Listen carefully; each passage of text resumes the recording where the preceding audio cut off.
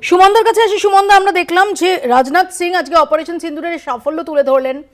সেই দিনই আমরা দেখলাম যে এই পেহেলগাঁও কাণ্ডের মাস্টার মাইন্ড সহ 3জন জঙ্গি তাদের এলিমিনেট করলো যৌথ বাহিনী। এবং যেটা কল্যাণ বন্দ্যোপাধ্যায় বা গৌরব গগৈ যে প্রশ্নটা তুলছেন যে কেন মাঝপথে যুদ্ধবিরতি করা হলো, কোনো চাপ কাজ করছিল কিনা। আর তারই মধ্যে আমরা কি দেখলাম, এস জয়শঙ্কর তিনি একটু আগেই সংসদে জানিয়েছেন যে 22শে এপ্রিল থেকে 17ই জুনের মধ্যে ডোনাল্ড ট্রাম্পের সঙ্গে নরেন্দ্র মোদীর কোনো টেলিফোনে বাক্যালাপ হয়নি। আমি জয়শঙ্করের স্টেটমেন্টে পড়ে আসছি, আমি রাজনাথ সিংয়ের স্টেটমেন্টটা মন দিয়ে শুনছিলাম। রাজনাথ সিং দুবার বলেছেন যে পাকিস্তানের সেনাবাহিনী যারা এই ঘটনার পেছনে রয়েছে আমরা তাদের মেরুদণ্ড ভেঙে দিয়েছি। ভেরি গুড স্টেটমেন্ট, আমি ভারতীয় হিসেবে সেটাতেই বিশ্বাস করি। এবং আজ যে 3জন মারা গেছে বাট তাদেরকে নিকেশ করা হয়েছে সেটাও খুবই গর্বের মুহূর্ত।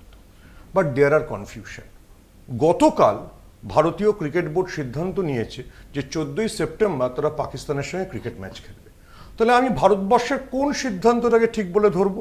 যে আমরা পাকিস্তানের সঙ্গে পাকিস্তানকে টেরোরিস্ট স্টেট হিসেবে ধরছি, না পাকিস্তানের সঙ্গে ভালোবেসে ক্রিকেট খেলতে চলে যাচ্ছি?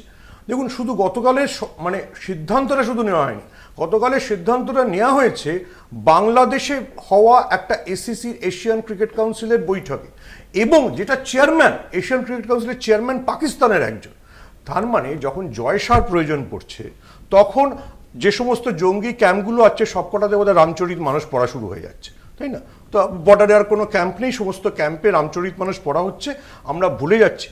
প্লিজ ভুলে যাবেন না যে নীরজ চোপড়াকে কি ফেস করতে হয়েছিল সে একজন পাকিস্তানিকে আহ্বান জানিয়েছিল বলে। দলজিৎ দোসাঞ্জিকে কি ফেস করতে হয়েছিল যখন সে একজন পাকিস্তানি অভিনেত্রীকে আমন্ত্রণ জানিয়েছিল বলে।